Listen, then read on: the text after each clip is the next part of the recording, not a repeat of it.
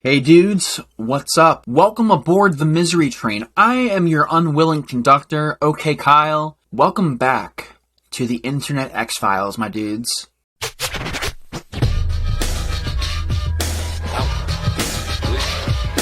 You cheated, you cheated. It's bang out the machete, boom in her face, and grip her up by the neck. Guys, lend me your ears and just hear me out for 1 second. Are you tired of being alone? Are you tired of jerking off into your anatomically correct Abby Shapiro sock puppet? Do you hate your current job and wish to make millions of dollars online without doing any work whatsoever? Do you also like it when these self-proclaimed internet experts tell you just how pathetic your life is constantly, while also being as equally pathetic by giving you useless advice online because irony is fucking dead? If you answered yes to any of my questions, well, I've got the remedy for your problems right here. A TikTok guru by the name of Andrew Tate. He is the King Solomon of the internet because of his abundant wisdom.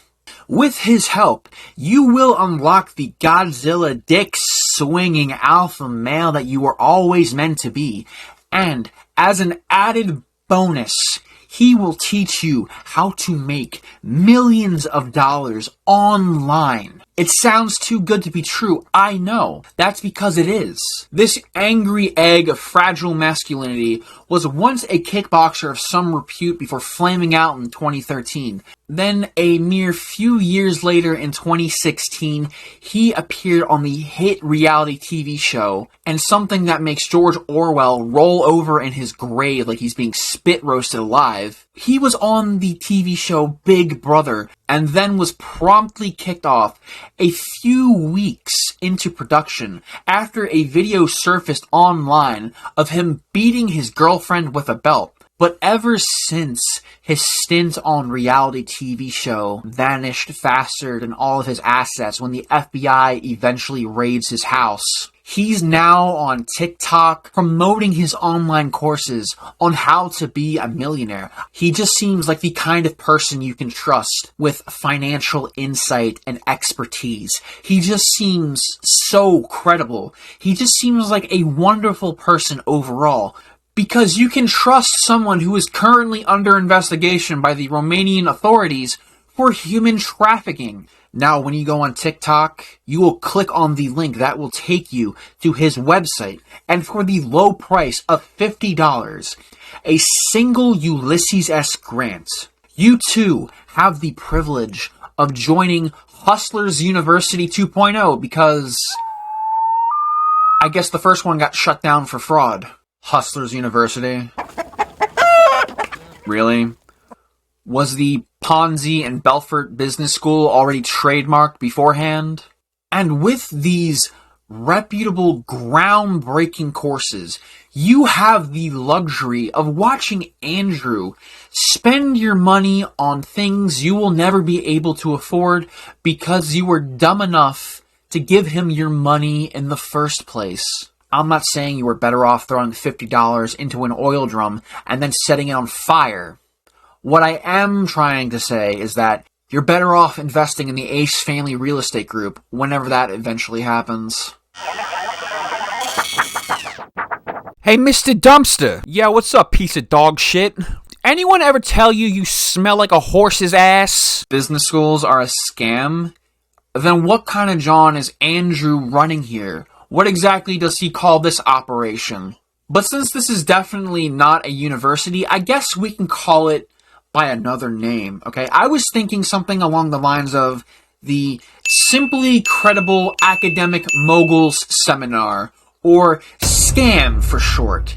It's just like a bell. It has a very nice little ring to it, don't you think? Now, I hate to be the bearer of bad news, but if you have to constantly preface that your online courses are definitely not a scam, it is 100% indubitably a giant fucking scam. That's like going to the zoo and the zookeepers have to constantly put out a sign near the tiger cage that says, "Danger, don't climb into the tiger cage. You will most likely fucking die. Don't do it, you giant idiot." But when he isn't trying to enroll you in his not university, he's on TikTok and YouTube flexing his massive wealth, giving the impression that he's a successful businessman. But when my flight's delayed, it's not like when your flight's delayed. I'm not with a bunch of peasants in a peasant holding area with a tiny Starbucks somewhere in the corner, no. Yeah, Andrew is making it very clear here that he isn't a peasant like the rest of us common rabble, us field serfs. We have to wait to board our plane. He can just hop on his luxury private jet and go anywhere he wants. And while he sits on the tarmac and waits for the captain to make up his goddamn mind, he only dines on the finest cuisine that cam girl money can afford, like KFC. My flight's delayed. We just have our meal early. KFC. Eat fried chicken. What else am I gonna eat? Because when you think of luxury food and fine dining, you think of KFC. Those bones better be made out of fucking diamonds or something. Why? Very much. Thank you. Do you have salt? The fuck was that? Are my ears deceiving me, or did I just pick up on a very distinct accent? Uh-oh. Andrew, your British is showing again. Zip that up because nobody wants to see it, quite frankly. Here's some advice. Pick an accent and stick with it, you union jackass. He'll also drive around in expensive cars, show you him partying with these gorgeous women, and him taking lavish trips around the globe, all while convincing you, the gullible viewer, that he isn't an insecure man. Money can buy you many temporary things, but when the bank vault gets seized by the IRS, your only friend will be your crippling loneliness and desperation. But my favorite aspect of Andrew is that he has the tendency of saying some of the most unhinged and wildest shit I have ever heard in my life. Have you ever seen a Chinese person working for someone who wasn't Chinese? Bro, now that I think about it, I have not. Not really. I have not. Have you ever seen a pregnant Chinese lady? What the fuck? I haven't. Like, what exactly is the implication here? Have you ever seen a pregnant Chinese woman? Yes, I have on multiple occasions. It's something tangible that I've seen, unlike your intelligence, Andrew. The gayest thing you can do is buy pictures of a chick's tits. It looks like I have something to tell you all right now.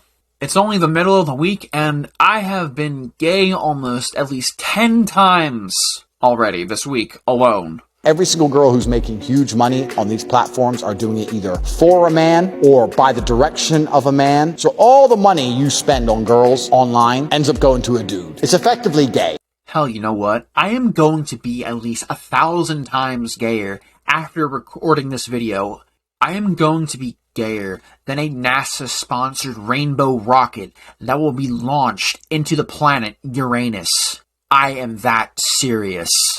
You can call me Captain fucking Rainbow then, dude. I'm gonna buy all the titty pics and subscribe to as many OnlyFans accounts as I can before my card gets shut down due to suspicious activity. I am doing this out of mere spite because I am the pettiest bitch in America right now. I will not have nerds as children. I refuse to have a nerd carry the name Tate. If my son is a nerd, one of us has to die, him or me, and I'll challenge him to mortal combat. Jesus Christ.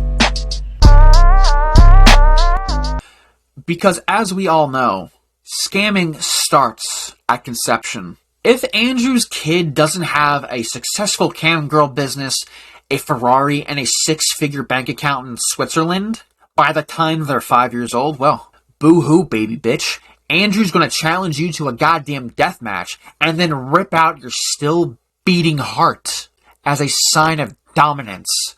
I don't know what the scariest part of this is. On one hand, I think it's kind of metal as fuck to challenge your kid to a death match, but also the most terrifying aspect is that Andrew says it with the most stoic, deadpan delivery that I have ever seen. And if we all knew if I was going to go to hell, I was going to take over. I walk into hell and the devil's like, oh, I'm going to burn you. So you're going to do shit, pussy. Really? Is that all it takes to stop eternal damnation? You just walk up to the devil, look him in the eyes, and call him a giant pussy? And then he, runs away to his bedroom, locks the doors, hides under the cover, and then writes in his diary, "Dear diary, Andrew called me a bitch and I ran away crying." Well, I'm gonna stand there and let you burn me. Look like a bitch. No, I'm not like these fucking mask wearers. No, you ain't burning me. You touch me, I'll fuck you up. That's like setting yourself on fire and calling the flames a bitch because they aren't hurting you enough. When you call them out, are the flames supposed to be like, "Aw, damn it, he got me. Guess I have no choice but to stop burning you now"? That's not how it works. What? But when he isn't talking about his successful businesses and saying the weirdest shit imaginable, he also gives you unsolicited advice about how to act as a woman in the modern year and dating for men. Because if there's one thing that we can all agree upon, is that taking dating advice from misogynistic men who don't believe in committed relationships are a credible source of dating advice. You say a lot of stuff about women like that they're your property. That's not what I said. I was talking about an OnlyFans company when that question was asked. But I said that if a woman is going out with a man, she belongs to that man. That's his woman. So she wants to do OnlyFans. She owes him some money because she's his. Wow. Andrew just said, "I treat women like property," just with extra words. Andrew's like a relationship landlord or something like that. Now listen here, Monica. If you don't give me 90% of your undivided devotion and affection this month, I'll just have to evict you from this relationship. But since I'm a reasonable man, if you want to extend this relationship lease for another month, I better not see you gallivanting around town with other men. Do you understand me? I am your fucking world. I am your god. But when you overlook that one very strict stipulation, Andrew is in a very loving and committed relationship with his girlfriend. Here's some advice from Andrew on how to deal with your girlfriend when they catch you cheating. You cheater, you cheating. It's bang out the machete, boom in her face, and then grip her up by the neck. Shut up, bitch! Yeah, totally. Pulling out a machete and assaulting your girlfriend isn't an overreaction at all. It's the most rational thing one can do when you find yourself in a scenario like this. It is a complete alpha move. It asserts your dominance in the relationship and instills fear into your girlfriend that if she does anything that displeases you, she will have to fear retaliation. Because as we all know, healthy committed relationships where two people have a mutual respect and love for each other is a totally beta bitch move to make. You treat your girlfriend with respect and dignity? What the fuck is wrong with you? I think Varys from Game of Thrones has more dick than you, dude. What the fuck? If you were a dog, you would be a cocker spaniel, you giant bitch boy. Now, I hate to break it to those young, impressionable dudes out there who idolize Andrew and think he is a sage. It's a fucking cheat code on how to go to prison. R1, R2, L1X, R1, R2, L1X, right hook, left hook, sucker punch, restraining order, prison cell. I think that's how it works out. The last thing I want to examine is this weird double standard that I notice Andrew is willing to die for. I've watched numerous podcasts and listened to countless interviews where he says it's alright for men to cheat because they aren't emotionally invested in the side chick, but it's not okay for women to do it because they invest in their other man or something stupid like that. Here's this beautiful verbal exchange between a actual dating coach and Andrew when she confronts him on his toxic ideals. If I walk out to the car park, it doesn't matter how good the locks are on my car. If someone's trying to break into my car, am I going to let them keep trying? No. It's disrespectful. It's mine. And no one comes near it because it's mine. No one's going to try and steal it. For me to put it in a place where people are going to try and steal it is nothing less than irresponsible. You don't have to do a pH test of his forehead sweat to know just how toxic he is in this moment. Watch as his finely manicured and crafted facade slowly crumbles and turns to ash. Because losing your calm and cool demeanor is a total alpha move. What Andrew is saying is that he can explore uncharted sex territory like he's Christopher fucking Columbus. Every woman he sees behind his girlfriend's back are just disposable cock sleeves he can use at his own discretion. But if you, his girlfriend, accidentally answer the door when you ordered a pizza, and the person delivering said pizza is a man, it's gonna be like a plane about to crash because you better brace for fucking impact. My female is taken care of and has a fantastic life. She does not need to go on holidays. It's a random table. It's a random table because her friend met some dude on Tinder. No, stay home. Stay home. Being in a relationship with Andrew has to be like living in your own constant personal horror movie every single fucking day. You know the board game Don't Wake Daddy? Yeah, in this version of the game, when you wake up Andrew when you're trying to escape his house, he comes at you with a machete, and maybe, if you're ever so lucky, he doesn't throw you around like a Rottweiler playing with his favorite toy. Now, I may not go around calling myself an alpha male, but you want to know what's pretty fucking alpha to do? Having a relationship that's built on mutual trust and respect, where you and your partner work to elevate each other to be a better person than you were the day before. Women don't exist to just merely sexually gratify us men. They aren't here to nurture your wounded, fragile ego and sense of self. They have their own autonomy and can do whatever the fuck they want, as long as they aren't harming people in the process. Like, if they want to vacuum down dick like a Dyson vacuum cleaner, that's something they can do. They don't have to explain themselves. Andrew Tate isn't the alpha male he claims to be.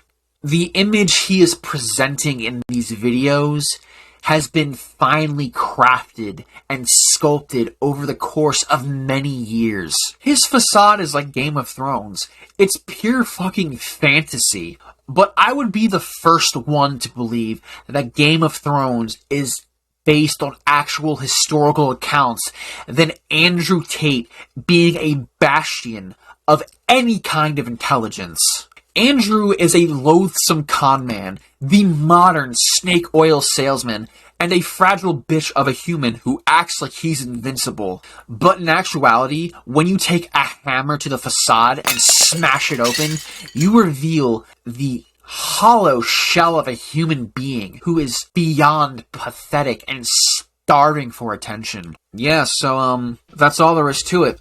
Thanks for watching, and I will see you guys in the next video. Adios, dudes.